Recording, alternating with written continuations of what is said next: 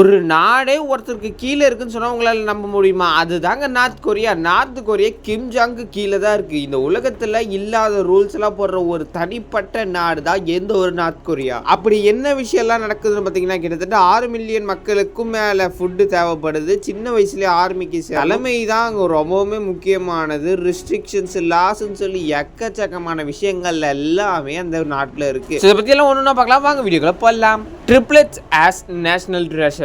North கொரியாவில் ஒரு சட்டம் இருக்குது. அதாவது என்னென்னு பார்த்தீங்கன்னா, ஒரு ஃபேமிலி மூலமாக இந்த நார்த் கொரியாவுக்கு 3 சில்ட்ரன்ஸ் கிடச்சாங்கன்னா, அதாவது இன்னும் தெளிவாக சொன்னால், ஒரு குடும்பத்தில் 3 குழந்தை பிறந்துச்சுன்னா அது ட்ரிப்ளெட்ஸ் ஃபங்க்ஷன் சொல்லி செம்மையாக கொண்டாடுவாங்க. அவங்கள ரொம்பவுமே பத்திரமா ரொம்ப கேராக பார்த்துப்பாங்க. முக்கியமாக பியாங்யங் சிட்டியில் வந்து சேர்ப்பாங்க. அதுதான் நார்த் கொரியாவில் இருக்கிற ஒரு பெரிய சிட்டி மாதிரின்னு வச்சுக்கோங்களேன். பொண்ணாக பிறந்ததுன்னா கோல்டு ரிங்கு, பையனாக பிறந்தாங்கன்னா சில்வர் நைஃபு அப்படின்னு சொல்லி எக்கச்சக்கமான விஷயங்கள். அதுவும் பிறந்த கொஞ்ச நாளில் அதுக்கப்புறம் நர்சரி, ஸ்கூலு, எஜுகேஷனு, அப்புறம் எக்கச்சக்கமான சகல வசதிகள் பண்ணி கொடுப்பாங்க. இதுக்கெல்லாம் காரணம் என்னன்னு பார்த்தீங்கன்னா, ஒரு குடும்பத்தில் 3 குழந்தை பிறந்துச்சுன்னா பாப்புலேஷனை பண்ணி தராங்க. அதுவும் நார்த் கொரியாவுக்கு. அது மட்டும் இல்லாமல் நார்த் கொரியாவில் முக்கியமாக அந்த வளர்கிற குழந்தைங்கள் எல்லாமே வந்து பார்த்திங்கன்னா, எப்படி சொல்கிறதுனா, ஒரு அடிமை மாதிரி தான் வளரணும். ஸோ பாப்புலேஷன் தரதில் அந்த குடும்பத்துக்கு ஒரு முக்கிய பொறுப்பு இருக்கிறதுனால இந்த சகல வசதிகள் பண்ணி தராங்க. ஏன்னா இந்த 3 குழந்தையும் வருங்காலத்தில் கிம்ஜாங்க்கு கீழே வேலை செய்ய போகிறதுனால கிம்ஜாங்க்கு ஒரே சந்தோஷம். அதனால தான் இந்த மாதிரி ரூல்ஸ் எல்லாம் போட்டிருக்காங்க. நம்ம அடுத்ததாக பார்க்க போது ப்ரியாரிட்டிஸ் இன் கிரிசிஸ். நார்த் கொரியாவில் நம்ம நினச்சி கூட பார்க்க முடியாத இன்னொரு சூப்பரான ஒரு சம்பவம் இருக்குது. அதை கேளுங்க. அதாவது இப்போ நார்த் கொரியா மட்டும் இல்லை, ஏதாவது ஒரு நாட்டில் டிசாஸ்டர் வந்துருச்சுன்னா நம்ம என்ன பண்ணுவோம்? நம்ம வீட்டு மக்கள் வீட்டில் இருக்கிற முக்கியமான பொருள்லாம் எடுத்துகிட்டு வெளியில் வருவோம்ல. ஆனால் நார்த் கொரியாவில் முக்கியமாக நார்த் கொரியாவோட அந்த லீடரோட அப்பாவும் தாத்தாவும் ஃபோட்டோ இருக்கும். கன்ஃபார்ம் எல்லார் வீட்லேயும் இருக்கும். அந்த ஃபோட்டோக்கு ஒரு குட்டி டேமேஜ் கூட வராமல் அந்த ஃபோட்டோவை முதல்ல எடுத்துகிட்டு போய் காப்பாற்றணும். அதுக்கப்புறமா தான் இவங்களை காப்பாற்றிக்கணுமா அப்படின்ற மாதிரி அங்கே ஒரு இஜாலா குஜாலாலாம் ஒன்று இருக்குது. என்னடா உயிரே போது ஃபோட்டோ போனால் தப்பான்னு கேட்டிங்கன்னா தப்பு தான். அந்த நாட்டில் அந்த 2 ஃபோட்டோ கருகி போச்சு, எரிஞ்சு போச்சு, கீழே விழுந்து உடஞ்சி போச்சுன்னா காரணம் நீங்கள் தான் கண்டுபிடிச்சிட்டாங்கன்னு வச்சுக்கோங்களேன். டண்டனக்கடி டனங்கனக்கா டண்டனா இந்த மாதிரி சம்பவம்லாம் இப்போ இது நடந்திருக்காடா அப்படின்னு கேட்டிங்கன்னா, 2020 ஒரு அம்மா அவங்க வீட்டில் தீப்பற்றி எரியுது. ஸோ அது அவங்க வீட்டில் இருக்கிற 2 குழந்தைங்களை காப்பாற்றுறதுக்காக அந்த ஃபோட்டோஸை அப்படியே விட்டுட்டாங்க. அந்த ஃபோட்டோவை செம்மையாக டேமேஜ் ஆகிருக்கு. அதுக்கப்புறம் பார்த்தீங்கன்னா அவங்கள போலீஸ் கைது பண்ணி அதுக்கப்புறம் உங்களுக்கு ஒரு பெரிய ஃபைன் அமௌண்ட்டு போடுறாங்க. இதெல்லாம் பார்க்குறப்ப என்ன கொடுமைடா அப்படின்னு கேட்டிங்கன்னா, இருங்க இன்னும் நிறைய இருக்கே. அடுத்ததான் நம்ம பார்க்க போகிறது silent role of Ri Sol Ju. இந்த ரீ சோ ஜூல் யாருன்னு பார்த்தீங்கன்னா, கிம் ஜாங்கோட அபூர்வ மனைவி. ஸோ இவங்க இதுக்கு முன்னாடி வந்து பார்த்திங்கன்னா இந்த பொலிட்டிக்கலில், அதாவது இந்த கொஞ்சம் கட்சியிலலாம் வந்து பார்த்திங்கன்னா ரொம்ப இந்த கூவுவாங்க பார்த்திங்களா, அந்த மாதிரி கூவிட்டு இருக்காங்க. ஸோ தலைவருக்கும் அதுக்கப்புறம் ரொம்ப பிடிச்சி போய் ஒரு காதலில் போய் அதுக்கப்புறமா கல்யாணம் பண்ணிக்கிட்டாங்க. ஸோ இவங்களை கல்யாணம் பண்ணிட்ட பேருக்கு கிம்ஜாங் போகிற எல்லா ஃபங்க்ஷன்லேயும் மோஸ்ட்லி இவங்களும் வருவாங்க. ஆனால் எல்லா நேரத்துலையும் இவங்க ரொம்பவுமே அமைதியாக ஜென்ரலாக ஏதோ நான் வேறு வீட்டு ஃபங்க்ஷனுக்கு வந்த மாதிரி நடந்துப்பாங்க. ஸோ அதுக்கப்புறம் தான் ஒரு விஷயம் தெரியுது, இது கிம் டைனாஸ்டியோட ஒரு பெரிய ஒரு ஐடியா அப்படின்னு. இப்போ நான் சொல்கிறது கொஞ்சம் அப்படின்னு நினச்சி பாருங்களேன். அதாவது ரொம்ப பேசிகிட்டு இருக்கவங்களே கிம்ஜாங்க்கு ஒய்ஃபாக மாறிட்டாங்க. அது மட்டும் இல்லாமல் கிம்ஜாங் போகிற இடத்துலலாம் இவங்களும் வராங்க. ஸோ இவங்க எதுவுமே பேச மாட்டுறாங்க. ஸோ தன்னோட ஒய்ஃபே, அதாவது அவ்வளோ பெரிய பொலிட்டிக்கல் லீடர் வாய்ஸ் கொடுக்குறவங்களே அங்கே போய் அமைதியாக இருக்காங்கன்னா, இந்த மற்ற நாட்டு மக்கள், அதாவது அந்த உங்கள் நாட்டு மக்கள் எப்படி இருக்கணுன்றதை இது மூலமாக தெரிஞ்சுப்பீங்க.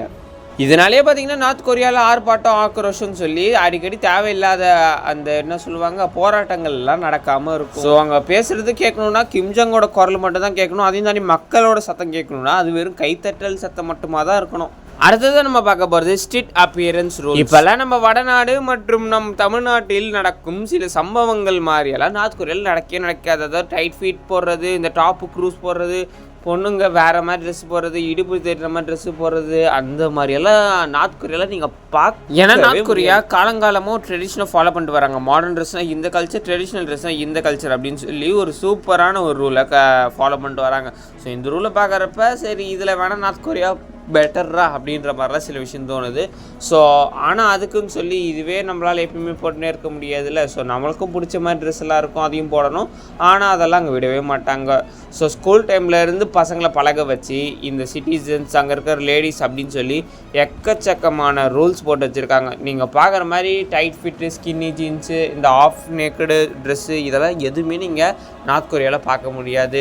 ஸோ வெஸ்டர்ன் கல்ச்சரே வந்து அங்கே பார்த்தீங்கன்னா அவாய்ட் பண்ணுருவாங்க. அதே தப்பி தவறி நீங்களும் ஒரு வெஸ்டர்ன் ட்ரெஸ்ஸை போடுறீங்கன்னு வச்சுக்கோங்க, அது யாராவது பார்த்துட்டாங்கன்னு வச்சுக்கோங்க, முக்கியமாக ஏதாவது அந்த நாட்டு அதிகாரிகள், அந்த போலீஸ் இதெல்லாம் பார்த்துட்டாங்கன்னா உங்களுக்கு தக்க தண்டனை வழங்கப்படும். ஏன் இந்த மாதிரி ட்ரெஸ்லாம் தரீங்க, ஏன் வெஸ்டர்ன் ட்ரெஸ்ஸை போட்டால் நாங்கள் என்ன குறைச்சலாம் அப்படின்னு கேட்டால் அதுக்கு அந்த நாட்டோட ரூல்ஸ் படி என்ன சொல்கிறாங்கன்னு பார்த்தீங்கன்னா, இந்த மாதிரி ட்ரெஸ்ஸு போடுறது மூலமாக நீங்கள் மற்ற நாட்டிலேருந்து தனியாக தெரிவிங்க.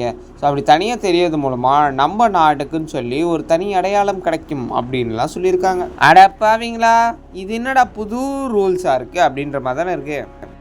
அடுத்ததாக இந்த ஒரு வீடியோவில் நம்ம 5ஆவதாக பார்க்க போகிறது banned brands and hidden luxuries.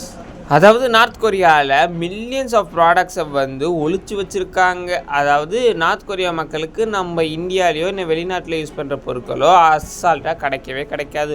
உதாரணத்துக்கு நம்ம டெய்லி யூஸ் குடிக்கிற கொக்கோ கோலாவே வந்து பார்த்திங்கன்னா நார்த் கொரியாவில் இருக்காது. அது மட்டும் இல்லாமல் மெக்டொனால்ட்ஸ்னு ஒன்று இருக்கோல ஃபேமஸாக, அது நார்த் கொரியாவில் கிடையவே கிடையாது. இதுக்கு பதிலாக நார்த் கொரியாவே தயாரிக்கிற சில விஷயங்கள் அப்படியே நம்மளை பார்த்து காப்பி அடிக்கிற மாதிரி சில விஷயங்கள் இருக்கும்.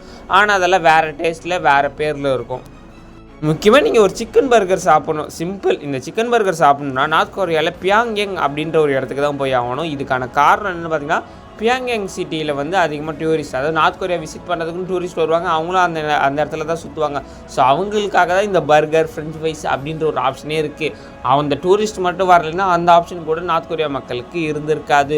ஸோ நார்த் கொரியாவில் இந்த பர்கர், இந்த கொக்கோ கோலா ஜூஸ் அப்படின்னு சொல்லி சில விஷயங்கள் இருக்காது. இது மட்டும்தானா அப்படின்னு கேட்டிங்கன்னா அப்படியெல்லாம் கிடையாது. எக்கச்சக்கமான விஷயங்கள் நார்த் கொரியாவில் இருக்காது. உதாரணத்துக்கு நம்ம இம்போர்ட்டும் எக்ஸ்போர்ட்டும் பண்ணி எக்கச்சக்கமான பொருளை வெளிநாட்டுக்கும் நம்ம நாட்டுக்கும் மாற்றிக்கிட்டு இருக்கோம். ஆனால் இந்த மாதிரி நார்த் கொரியாவில் நடக்கவே நடக்காது. என்ன விஷயமா இருந்தாலும் எங்கள் நாட்டில் நடக்கிற எங்கள் விஷயமாக தான் இருக்கணுன்றதில் நார்த் கொரியா ரொம்பவுமே கஷ்டப்படுறாங்க. சாரி, ரொம்பவே கட்டுப்பாடு போடுறாங்க. எப்பாடி இவனுக்கு ஒரு எண்டே இல்லையா, இன்னுங்க இத்தனை ரூல்ஸ் போடுறான்னு கேட்டிங்கன்னா இன்னொரு ரூல்ஸையும் கேட்டு பாருங்களேன். இப்போ நம்மளாம் யூஸ் பண்ணுற மாதிரி டெய்லி கேலண்டர்ஸ் அப்படின்னு ஒன்று இருக்குல்ல, அதெல்லாம் நார்த் கொரியாவில் வந்து பார்த்தீங்கன்னா சில வருஷங்கள் தான் இருந்தது. அதுக்கு முன்னாடி வரைக்கும், அதாவது 2024 வரைக்கும் ஜூச்சி கேலண்டர் அப்படின்னு சொல்லி ஒன்று இருந்தது. ஸோ ஜூச்சி கேலண்டர்னால் நார்த் கொரியாவில் போடுற சில டைம்ஸ் அண்ட் ரூல்ஸுக்கு படி ஒரு சில விஷயங்களை போடுற ஒரு கேலண்டர். ஸோ இந்த கேலண்டர் எப்பயும் போல் ஃபாரின் டைம்லலாம் இருக்காது. ஸோ நார்த் கொரியாவின் டைம் படி இருக்கும். ஸோ இது ஏப்ரல் 15, 1912, அதாவது கிம் ஜாங் சங்கு அவரோட பிறந்த நாளுக்கு அப்புறம் தான் இந்த ஒரு கேலண்டரை ரிலீஸ் பண்ணுறாங்க.